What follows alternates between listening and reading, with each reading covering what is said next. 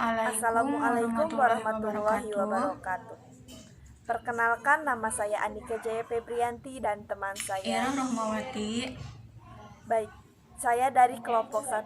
Di sini saya akan menjelaskan materi tentang pengantar mata kuliah, hakikat apresiasi, bekal apresiator, tujuan apresiasi sastra, dan fungsi apresiasi sastra. Baik, materi yang pertama yang akan dibacakan oleh saya sendiri. Pertama, pengertian apresiasi. Istilah apresiasi berasal dari bahasa Latin appreciation, yang berarti mengindahkan, menghargai. Apresiasi sastra adalah kegiatan menggauli karya sastra secara sungguh-sungguh, sehingga menimbulkan pengertian, penghargaan, kepekaan, pikiran kritis, dan kepekaan pikiran yang baik terhadap karya sastra. Effendi 1973 halaman 33. Apresiasi melibatkan 3 unsur inti, yakni pertama, aspek kognitif, yang kedua, aspek emotif, yang ketiga, aspek evaluatif. 2. Hakikat apresiasi. Hakikat apresiasi adalah suatu langkah untuk mengenal, memahami, dan menghayati suatu karya yang berakhir dengan timbulnya pencelupan atau rasa menikmati karya tersebut. 3. Bekal apresiator. Bekal dasar apresiasi sastra ialah bekal minimal yang harus ada dan dimiliki oleh pengapresiasi sastra agar dapat melakukan kegiatan apresiasi sastra secara minimal dan bersifat dasar. Bekal apresiator yang pertama, kemampuan, kesudian, kesediaan. Yang kedua, perasaan yakin dan pikiran yang positif. Yang ketiga,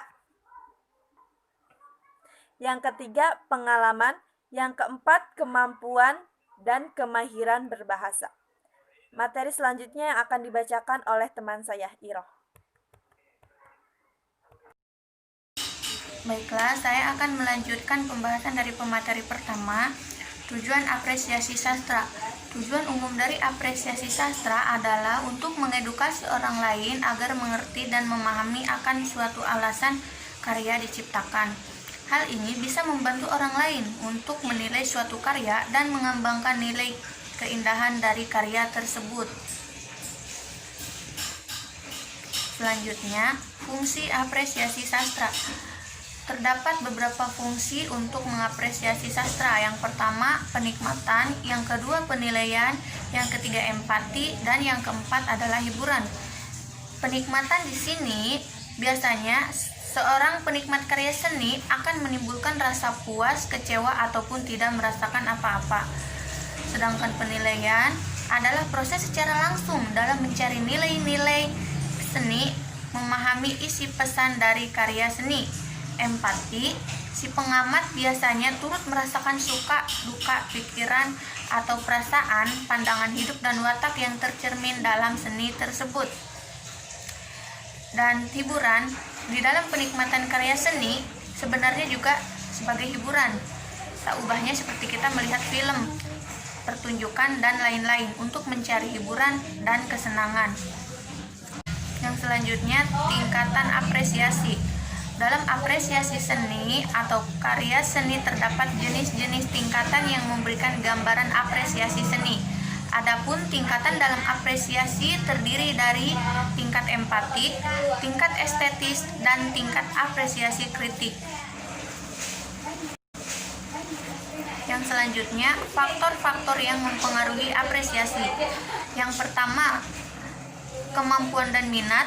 Yang kedua, sikap terbuka. Yang ketiga, kebiasaan. Yang keempat, peka dan sensitif. Dan yang kelima, kondisi pribadi. Baik, mungkin hanya itu yang dapat kami sampaikan. Kurang lebihnya mohon maaf. Wassalamualaikum warahmatullahi wabarakatuh.